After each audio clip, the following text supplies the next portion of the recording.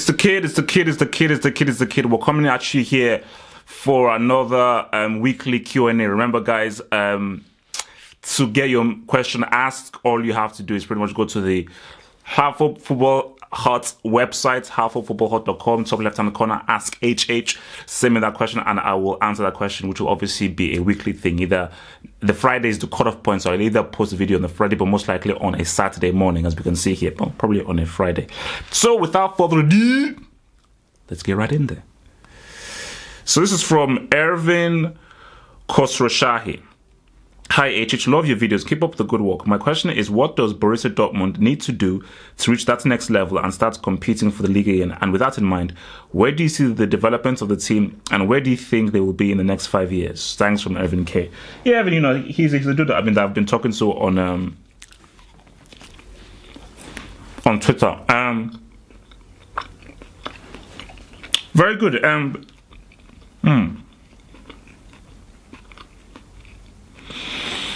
Dortmund, because I wrote an article about Dortmund on my blog. It goes into detail into the fall of Dortmund, but specifically to this, I think this is really about management. I believe his name is Zawodzki, the Dortmund director. It's about the direction of the team. So what they have to do is develop a whole different mindset from top to bottom.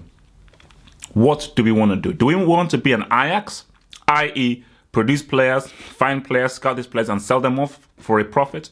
Or do we want to build a team to challenge? Because it seems as if the direction is we'll find players, if they bid high enough, we'll sell them. So again, Ousmane Dembele, he'll either be off next season or the season after. Julian Weigl, next season or the season after. So you make great profits, but you're not going to win anything. So it's about what do you want to achieve for your team. That's the key thing.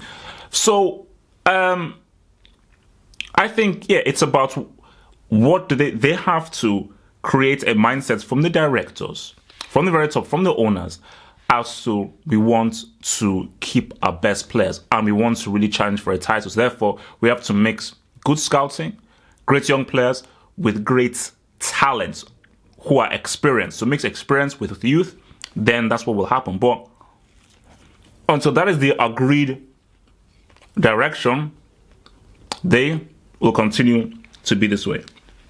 Thank you for that.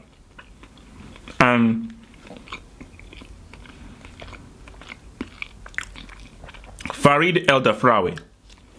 If Egypt qualify for the World Cup, what should they do to go far in the World Cup? And where do you think they will finish? For example, group stage, round of 16 or further.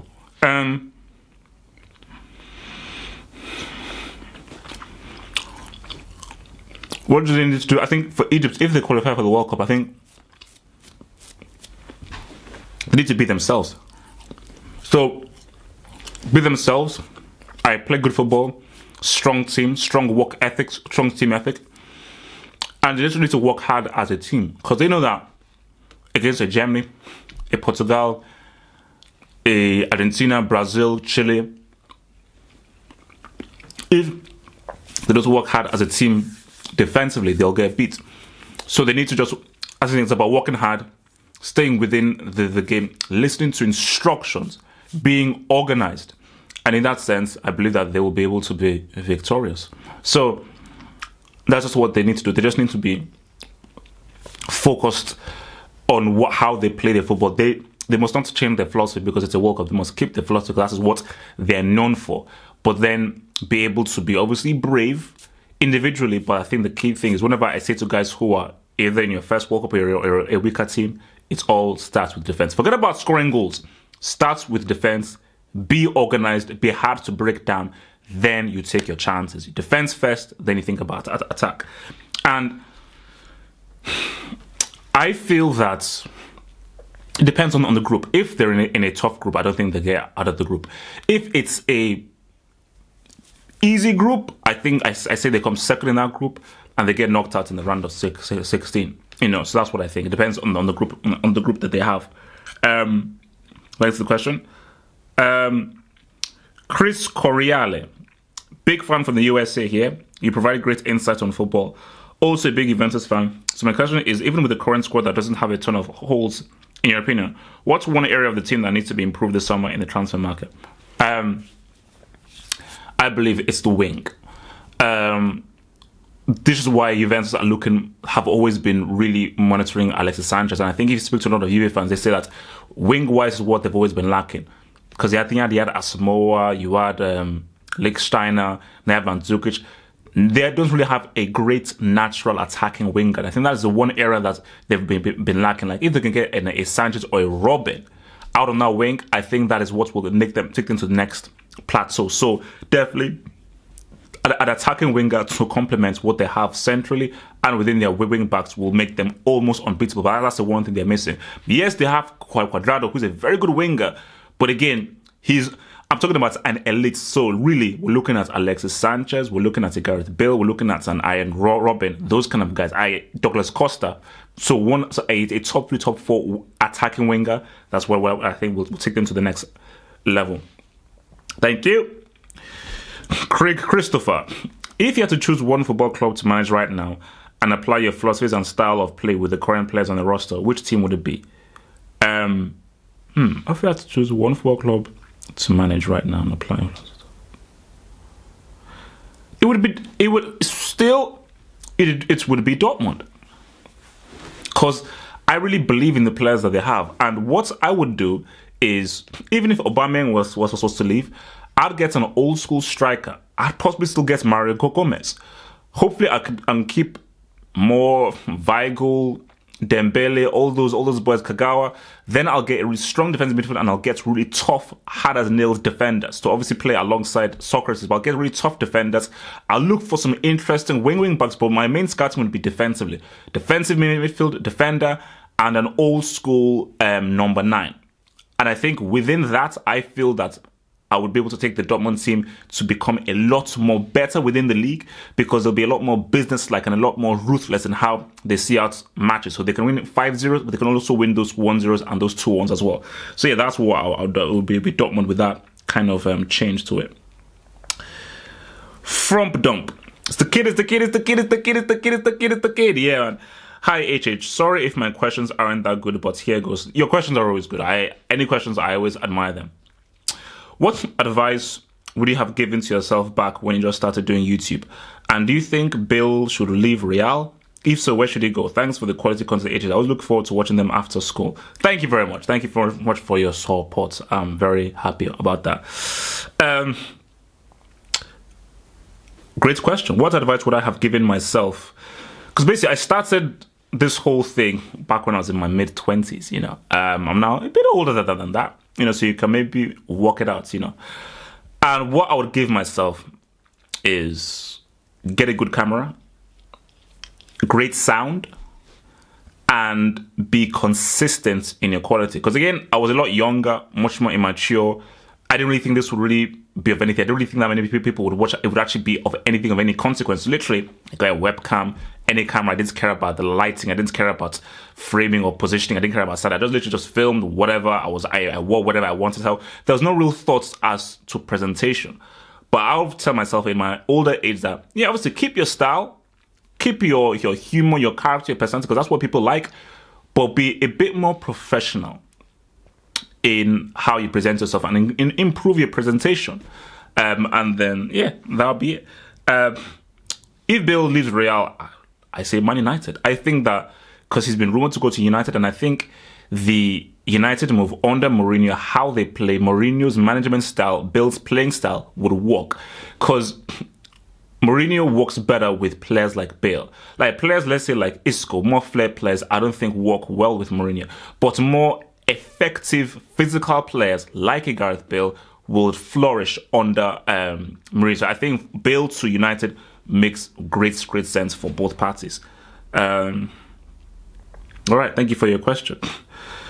Stefan Oliveira, hi H, how's it going? I love your videos, keep up the good work. My question for you today is, what are your thoughts on the Portuguese league, Liga NOS? Do you think the biggest teams like Porto and Benfica have any chance of winning the Champions League in the modern era? Because the last time that happened was when your boy Mourinho won it with Porto in 2004. And where would you rank the Portuguese league amongst the European leagues?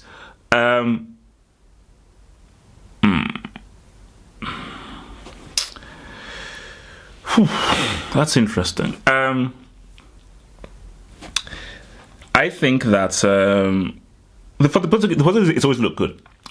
Technically good, they play good for football, individually good, very well organized. And I think whenever these teams get played, they're always tough teams to beat. But what they're lacking are individual stars. So, as I said, Portuguese league, it's a quality league with quality football played the right way. Do you think there is...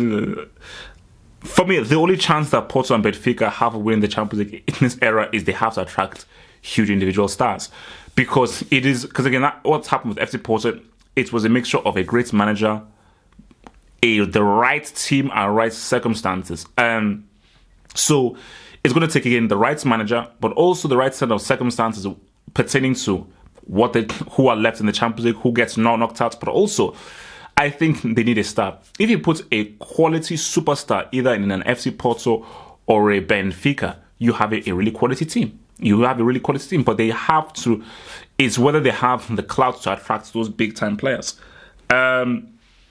Portuguese league, for me, I would say the Portuguese league is about on the same level as Liga. So obviously you have Bundesliga, Premier League, and La Liga sort of like in their own patch. Then you have in the Serie A just below there. Then I think it's a toss up between the Portuguese league or Ligue 1 for that other spot over there. So yeah, thank you for the question.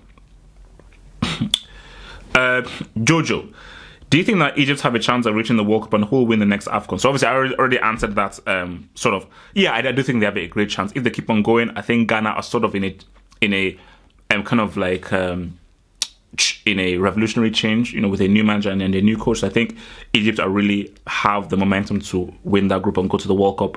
Next AFCON, that's a tough one.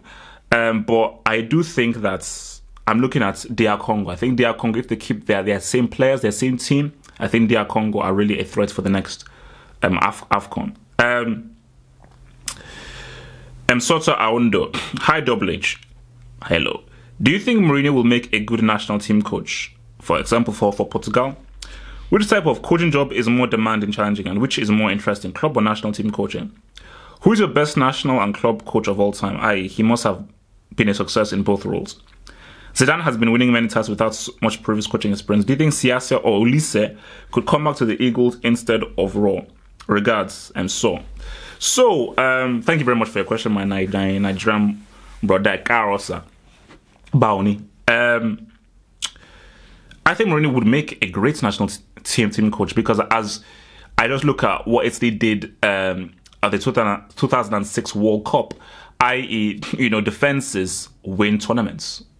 If you have a really good defense, you can go a long way into winning. So I think Mourinho's philosophy could work well in winning those games and doing what it takes to win a whole thing. Remember, Mourinho in finals is very, very good. He's got a great record at finals, which is more demanding. More demanding, challenging, I think, is club because of how often you have to play and also with the tough schedule, especially being a Premier League coach. Being a Premier League coach for a top 6 side is extremely, extremely hard. Even for a bottom 4 side is very, very hard because of how many games are coming and because of no winter break. More interesting, I'd find, personally for me, I think a national team is much more interesting because of the atmosphere of a World Cup, the atmosphere of an AFCON, of a European Championship, of a Copa America. So that's much more interesting to me. Best national club coach of all time is easily Beckenbauer. If you look at his record for Bayern Munich and for Germany, both as a player and as a coach, is unrivaled. Hence why he's possibly one of the greatest football figures of all time. So I think I would want Olise back as a Nigerian coach. Siasia, I don't really think he's the right man. Every time Siasia has been there, I just don't think his ideas are really translated well into the team. But I think Olise, I think he had a bad rap. Yeah, he fell out with Enyama. But I do think that Olise does have the right ideas and right philosophies. And I think that if he can sort of... it was a learning experience for him. And I think if he learns to work better with the team and really strike a balance between having a a good rapport with the players, but also knowing when to be a dictator and when to really be disciplined. If you can find that right balance, I do feel that Olise's ideas are much more interesting than CS's ideas. So yeah, thank you very much for the question there. So, Rohitaba Gosh, hi HH. Been watching your videos for a while now. You deserve more subs. Yeah, well. My question, what big money transfers do you think will take place this summer? And will Verratti be a good fit in Barca if he decides to go there?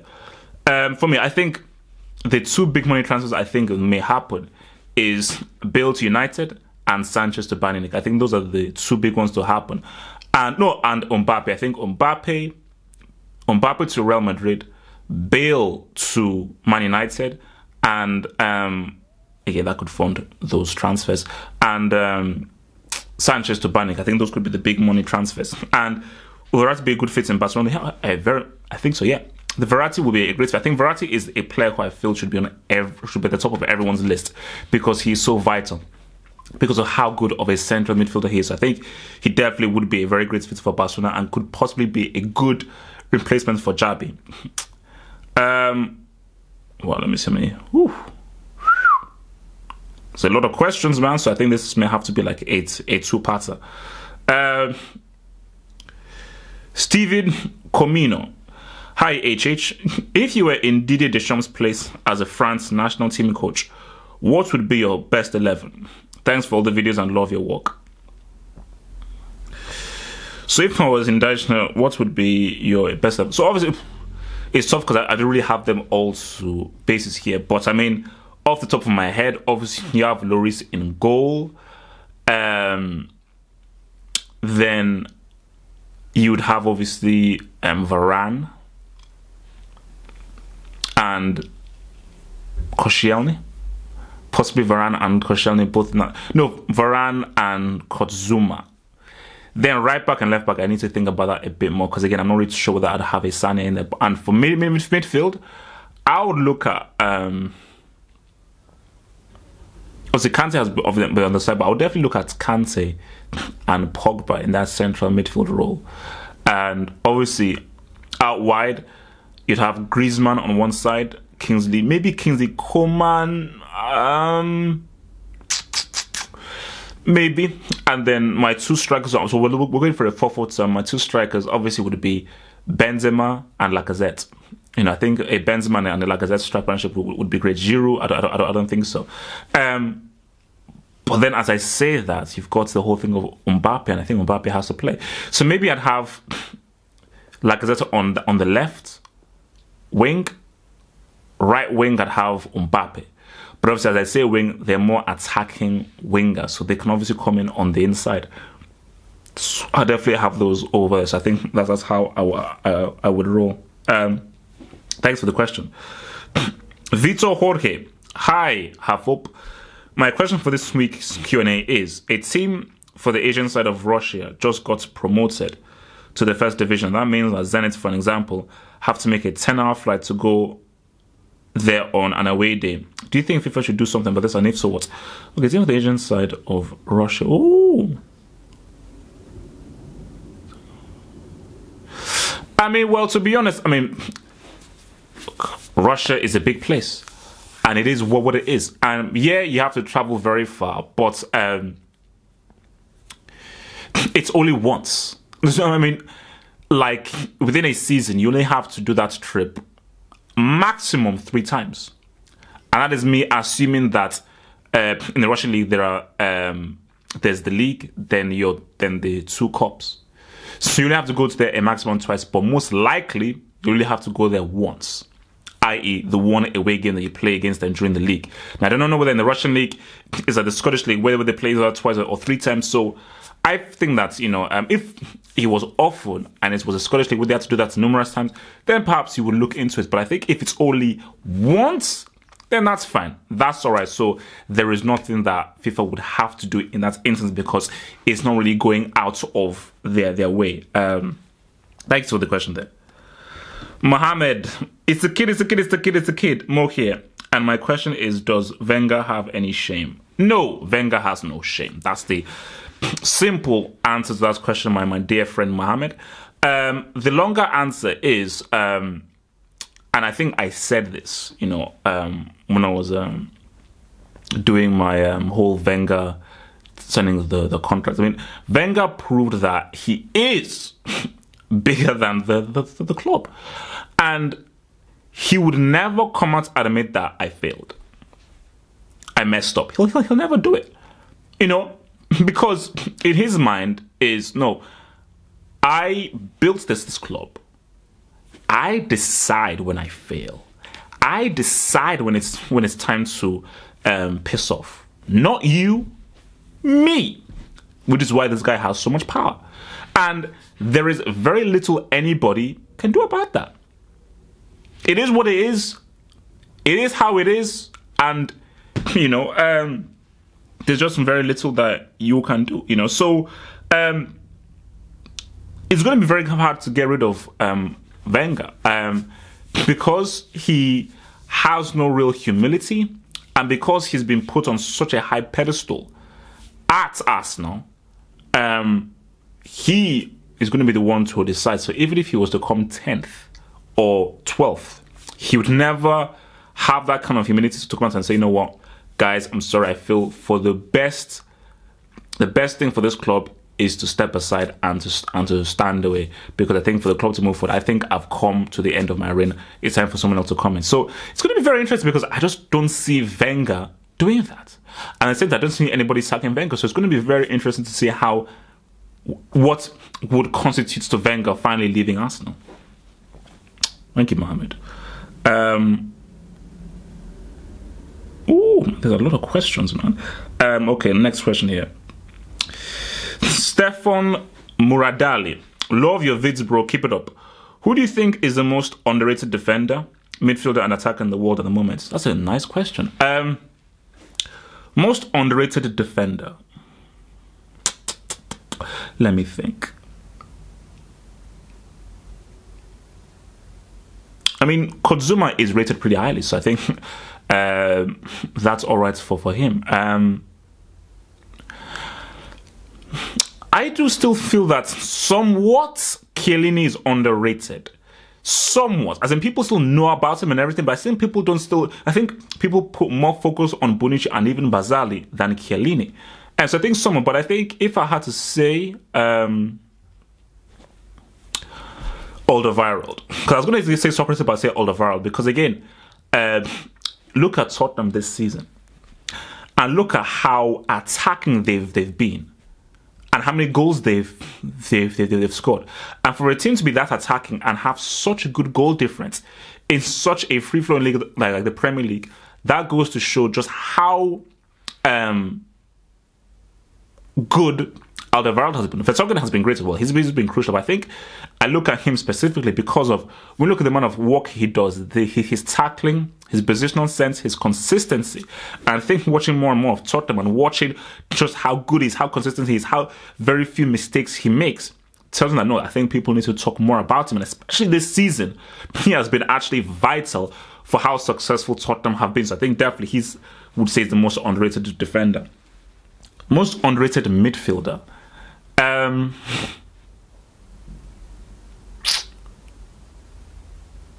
I may have to go for another Tottenham one, but let me just think on this. PSG, Juventus. Let me think.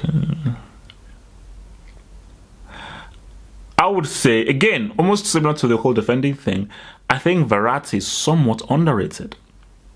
Because when people talk about great midfielders, you know, you talk about, you know, people say Iniesta, Gundogan, Pogba. But again, Verratti, people don't really, because I feel he is one of the best central midfielders out there in the world, you know. So I would definitely say Verratti is the, no, sorry, I would say, you know what, I would say Verratti someone, but I would say maybe Julian Weigl. And the most underrated attacker,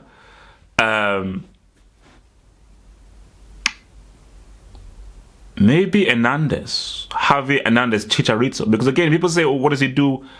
Everywhere he's gone, and again, he's throwing for Leverkusen. I still think that Chicharito, as far as a poacher and his movement, is Dynamite. I think Chicharito definitely is one of the most underrated. Guys, this is the end of part 1. Part 2 will be coming in. End of part 1 here. Watch part 2 for the questions. Remember, top left-hand corner, havefootballhot.com is where you can send the questions to ask to your boy, Double H. All right, peace.